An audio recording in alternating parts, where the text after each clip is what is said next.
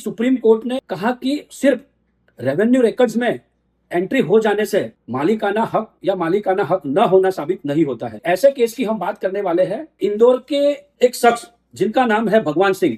भगवान सिंह के पास इंदौर में एग्रीकल्चर लैंड थी। भगवान सिंह के मृत्यु के बाद उनके दो बेटे राम प्रसाद और वासुदेव दोनों के नाम पर रेवेन्यू रिकॉर्ड्स में संयुक्त मालिकाना हक के तौर पर नाम दर्ज हुआ। कुछ दिनों के बाद इंदौर शहर के दैनिक भास्कर न्यूज़पेपर में एक पब्लिक नोटिस प्रसिद्ध की गई थी, जिसमें बताया गया था कि यह जो विवादित संपत्ति है उसमें वासुदेव ने अन्य किसी व्यक्ति के साथ में जमीन बेचने का एग्रीमेंट किया है, और जो दूसरी विवादित संपत्ति है उसमें वासुदेव के बेटे जसवंत का नाम ऐड किया गया है।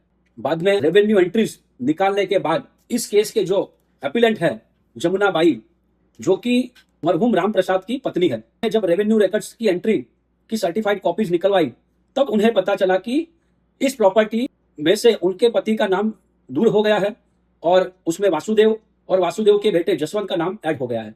बाद में जमुना बाई और अन्य लोगों ने मिलकर इंदौर की सिविल कोर्ट के अंदर सिविल सूट फाइल किया, जिसमें रिलीफ मांगी गई कि इस प्रॉपर्टी में जमुना बाई और अदर्स के साथ में को ओनर्स है, और जब तक कि यह सिविल सूट का निपटारा नहीं हो जाता तब तक यह विवादित संपत्ति वासुदेव और अन्य रिस्पोंडेंट्स ना बेचें, उस पर यथावत स्थिति बनाए रखें और इस प्रॉपर्टी में उनका संयुक्त मालिकाना हक है, इस तरह का डेक्लेरेशन उनके फेवर में पास किया जाए।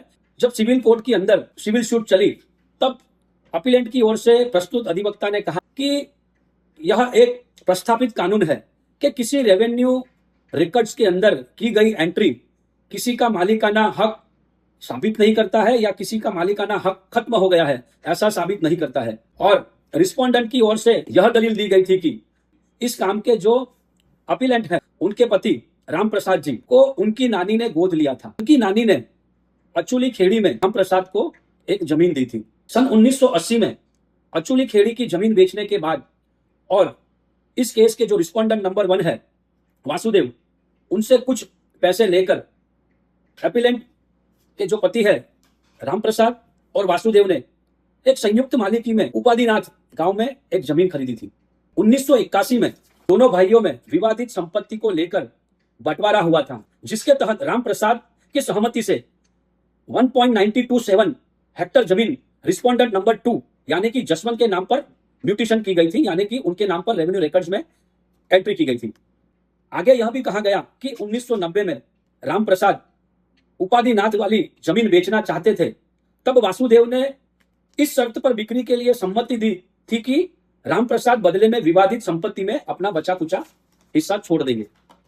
इसके लिए राम प्रसाद ने 1/4/1990 को एक शपथ पत्र तैयार किया और नायब तहसीलदार के सामने अपने बयान दर्ज किए, जिनमें उन्होंने वासुदेव के पक्ष में विवादित जमीन के म्यूटेशन पर कोई आपत्ति नहीं जताई थी। इन्हीं दस्तावेजों के आधार पर नायब तहसीलदार ने आदेश दिया कि राम प्रसाद की जगह पर रिस्पोंडेंट नंबर 1 और 2 यानी कि वासुदेव और उनके पुत्र जसवंत के नाम दर्ज किए जाए।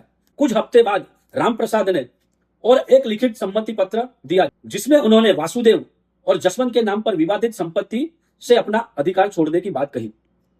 रिस्पोंडेंट का कहना था कि राम प्रसाद ने 1992 में अपनी मौत से काफी पहले अपनी मर्जी से विवादित संपत्ति में अपना अधिकार छोड़ दिया था। ट्रायल कोर्ट ने दोनों पक्षों की दलील सुनकर यह फैसला सुनाया कि राम प्रसाद को गोद लेने का कोई दस्तावेजी एविडेंस अवेलेबल नहीं है। उपाधिनाथ की जमीन की जो बात की जा रही है उससे संबंधित खरीद बिक्री के एविडेंस को भी अनिश्चित और असंगत माना गया।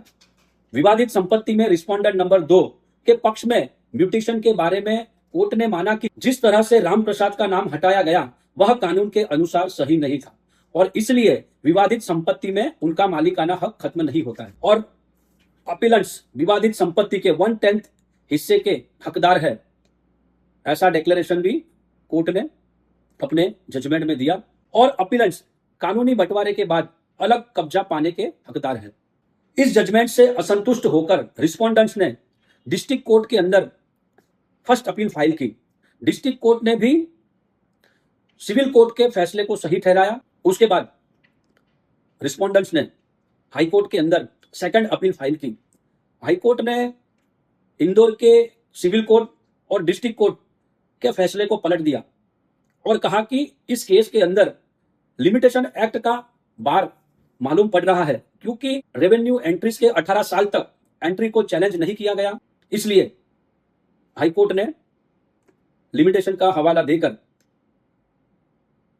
रिस्पोंडेंट की अर्जी मंजूर कर ली। उससे असंतुष्ट होकर हाल के अपीलेंट ने सुप्रीम कोर्ट में यह अपील फाइल की।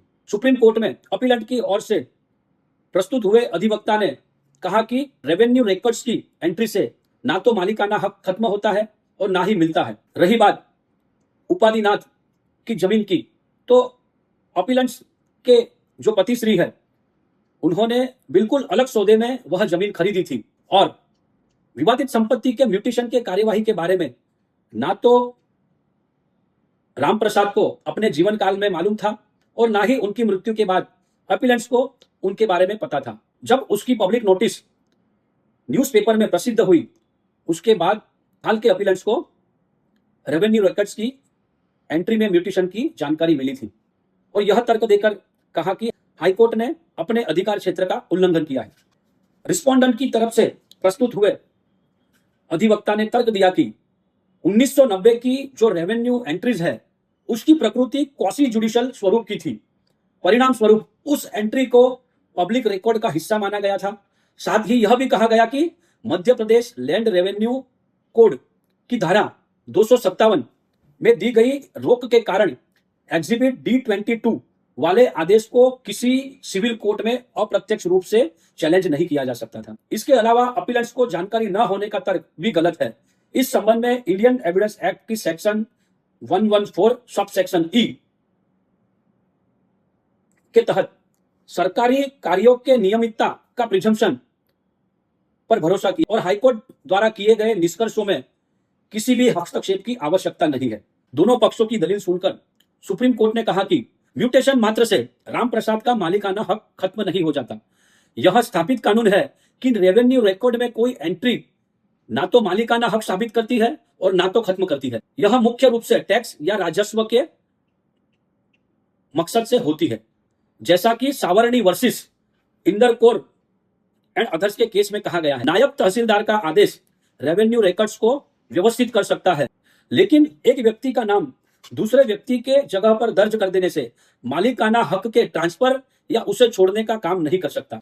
मालिकाना हक तय करने के लिए सिविल कोर्ट पूरी तरह से सक्षम है। रेवेन्यू एंट्रीज तो बस उस हक को मानती है, उसे बनाती नहीं है। Madhya Pradesh land revenue act की सेक्शन 117 के तहत का प्रिजम्पशन एक ऐसा प्रिजम्पशन है जिसे एविडेंस के तहत गलत साबित किया जा सकता है, न कि मालिकाना हक का प्रिजम्पशन। इसे बाकी एविडेंसेस के साथ में तोलना जरूरी है। इसी वजह से हाईकोर्ट ने यह मानने में गलती की है कि राम प्रसाद ने विवादित संपत्ति में अपना मालिकाना हक छोड़ा था, यानी यह म्यूटेशन ही वह घटना थी जिसने राम प्रसाद के मालिकाना हक को खत्म कर दिया था।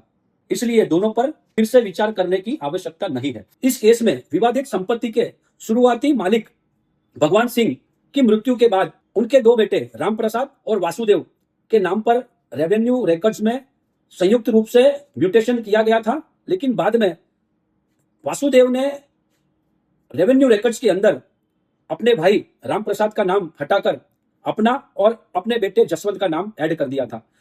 इसलिए सिर्फ रेवेन्यू रिकॉर्ड्स में म्यूटेशन हो जाने से मालिकाना हक साबित नहीं हो जाता। यह बात सुप्रीम कोर्ट ने अपने जजमेंट में कही है।